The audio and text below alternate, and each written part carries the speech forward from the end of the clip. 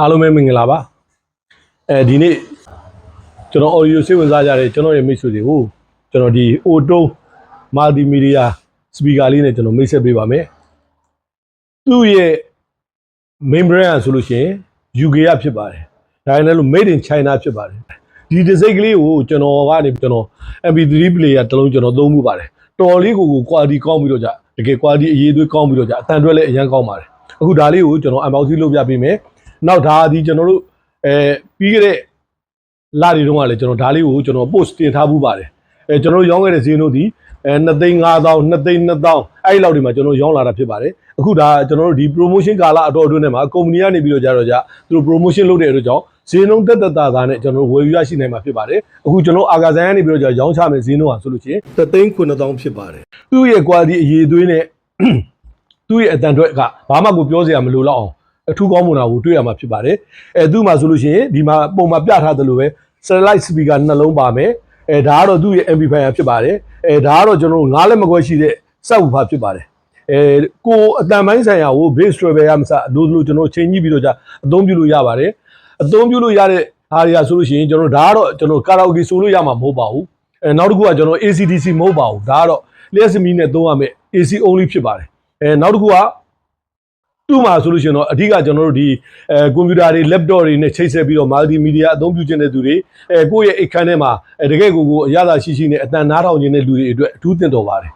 တချင်းနားထောင်လို့အရန်ကိုကောင်းပါတယ်ကျွန်တော်ဒါလေးကိုအမောက်စီးလုပ်ပြီးတော့ကျွန်တော်တစ်ချက်ပွင့်ပြပေးမယ်အခုကျွန်တော်ဒါလေးကိုကျွန်တော်ဟဲဘောက Bluetooth နဲ့ချိတ်ဆက်ပြီးတော့ကျွန်တော်တစ်ချင်းပွင့်ပြပေးမယ်ဒီမှာဆိုလို့ရှိရင်ကျွန်တော်ဒါပုံလူတို့ကျဒါ base ဒါ treble ဒါဆိုလို့ရှိရင် source ဖြစ်ပါတယ်အဲ့ဒါကတော့ကျွန်တော်ဒီအပြင် auxiliary line တွေနဲ့ကျွန်တော်ဖွင့်မယ်နောက် bluetooth နဲ့ကျွန်တော်တို့ function တွေ change မယ်ပြုမယ်ဆိုရင်ဒီ source ကနေပြောင်းအောင်မှာဖြစ်ပါတယ်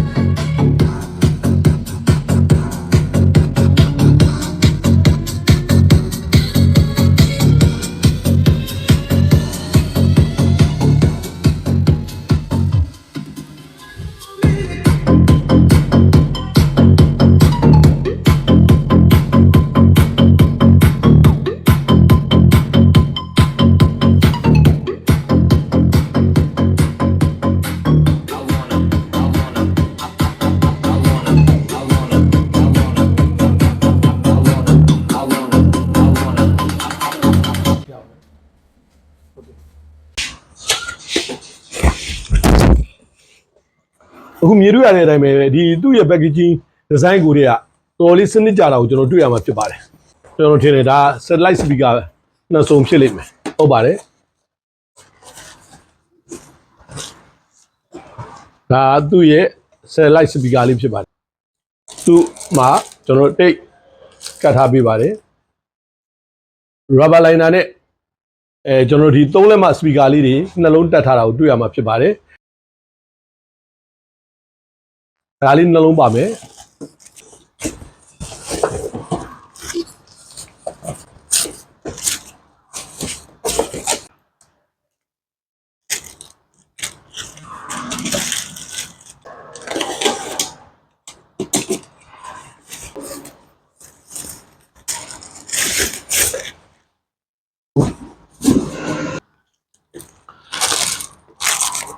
ဒါလေးက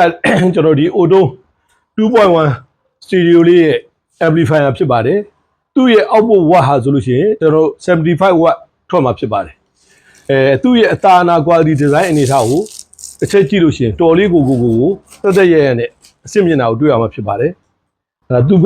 ဒါဆိုလို့ရှိရင်ကျွန်တော်၄ပေါက်၄ဝင်းဒီ amplifier ကိုအေးပေးတဲ့စနစ်ဖြစ်ပါတယ်သူ့နောက်မှာဆိုလို့ရှိရင်အခုဒီမှာတွေ့ရတဲ့အတိုင်းပါပဲဒီမှာလဲကျွန်တော်တို့made in China UK brand ဆိုတာဒီမှာလဲကျွန်တော်အသေးချာရေးပေးထားပါတယ်ဒါလေးကကျွန်တော်တို့ subwoofer ကို join မဲ့ line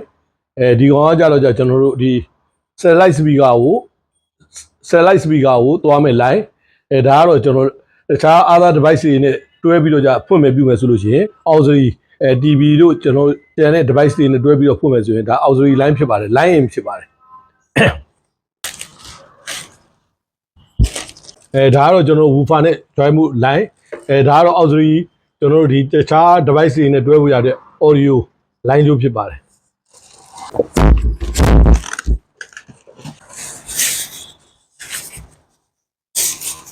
သူရဲ့ woofer ဖြစ်ပါတယ်